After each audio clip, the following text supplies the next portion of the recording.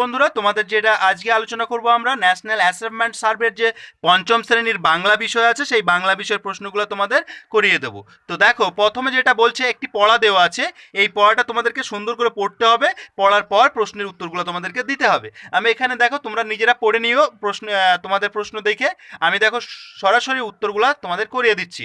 দেখো, প্রথমে যে প্রশ্নটা বলেছে, বিদ্যাসাগর তার বই বিক্রি করে উপার্জন করেন প্রয়োগ বয়সে, অর্থাৎ বি নম্বর দাগের অ্যান্সারটা হবে। দুইয়ের প্রশ্নটা কি বলছে দেখো, বই বিক্রি করে জীবনের শেষ ভাগে বিদ্যাসাগরের বার্ষিক আয় কত ছিল? না, 30,000 টাকা ছিল, সি নম্বর দাগের অ্যান্সারটা।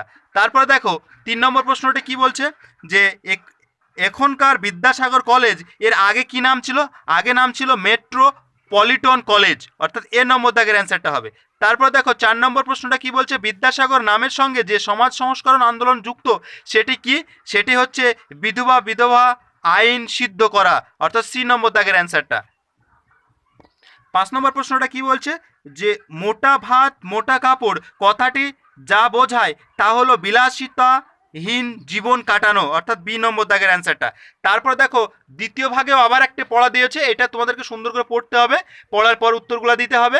তো কি বলছে দেখো, 6 নম্বর দাগের প্রশ্নটা কি বলছে, দুধ ভাতের মতো বাঙালি আর যাতে বাঁচার স্বপ্ন দেখে তা হলো কি? তা হলো মাছে ভাতে, অর্থাৎ ডি নম্বর দাগের অ্যান্সারটা হবে। 7 নম্বর প্রশ্ন কি বলছে, নেমন্তন্নে বাঙালি পরিবারের রেওয়াজ ছিল রুই কাতলা খাওয়ানো, অর্থাৎ বি নম্বর দাগের অ্যান্সারটা হবে। 8 নম্বর প্রশ্নটা কি বলছে দেখো, যে এখনকার বাঙালি জীবনের স্বপ্নে দেখা রূপকথা হলো কি? সবকটি, অর্থাৎ এখানে এই প্রত্যেকটা পয়েন্টই কিন্তু ঠিক, অর্থাৎ সেই জন্য আমরা ডি নম্বর দাগের অ্যান্সারটা দেবো। তারপর দেখো 9 নম্বর, ফুলকপি দিয়ে রান্না হতো কি? ভেটকি মাছ, সি নম্বর দাগের অ্যান্সারটা। 10 নম্বর দাগের প্রশ্নটা কি বলছে, যারা এই পৃথিবীর মানুষ ছিলেন কি না তা নিয়ে সন্দেহ যাদের, তারা কি? সেকালের মাছের নানা পদের রাঁধুনিরা, অর্থাৎ সি নম্বর দাগের অ্যান্সারটা হবে। তারপর 3 নম্বর ভাগে দেখো আবার একটা ছক দিয়েছে, রাজ্য সরকারের কিছু প্রকল্পের কিছু পড়া দেওয়া আছে। দেখো এখানে এই যে ছোটো ছোটো টুকরোগুলো, এগুলো তোমরা সুন্দর করে পড়ে নেবে। এইগুলা পড়ার পর তোমাদেরকে কিন্তু প্রশ্ন দেওয়া আছে, এখান থেকে তোমাদের পড়ে তারপরে প্রশ্নগুলো করতে হবে। নেক্সট দেখো তাহলে 11 নম্বর প্রশ্নটা কি বলছে দেখো, সবুজ সাথী প্রকল্পের নবম থেকে দ্বাদশ শ্রেণী পর্যন্ত পড়ুয়াকে বিনামূল্যে দেওয়া হয় কি? দেওয়া হয় সাইকেল দেওয়া হয়, অর্থাৎ ডি নম্বর দাগের অ্যান্সারটা হবে। তারপরে দেখো 12 নম্বরটা, ICT স্কুল এর মতো বিদ্যালয়ে কম্পিউটারের ব্যবস্থা করেছে এমন আরেকটি প্রকল্প হলো কি? KAN, অর্থাৎ সি নম্বর দাগের অ্যান্সারটা।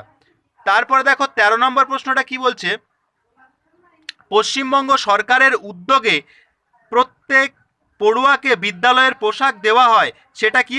সেটা প্রথম থেকে অষ্টম শ্রেণী পর্যন্ত প্রত্যেককে পোশাক দেওয়া হয়।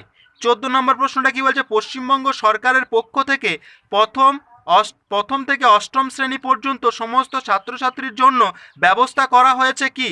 মধ্যাহ্নকালীন আহারের, অর্থাৎ খাবারের ব্যবস্থা করা হয়েছে।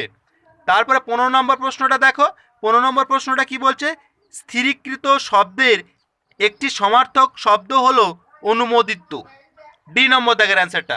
তোমরা সুন্দর করে খাতায় লিখে স্কুল পুজোর ছুটির পর যখন স্কুলে চাইবে তখন তোমরা স্কুলে দিয়ে দেবা। আর যদি আমাদের চ্যানেল নতুন হয়ে থাকে তাহলে অবশ্যই চ্যানেলটিকে সাবস্ক্রাইব করে দিও এবং ভালো লাগলে একটি লাইক দিয়ে দিও।